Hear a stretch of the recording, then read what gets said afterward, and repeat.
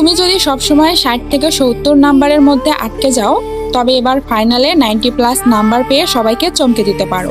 কিন্তু কিভাবে হবে এটা? শুধু এই স্ট্র্যাটেজি ইমানদারির সঙ্গে ফলো করতে হবে। তোমার হাতে যদি 3 থেকে 4 মাস সময় থাকে, তাহলে প্রথমে গত 5 বছরের প্রশ্নগুলো সংগ্রহ করো। 5 বছরের প্রতিটি বিষয়ে গড়ে প্রায় 500টা প্রশ্ন থাকবে।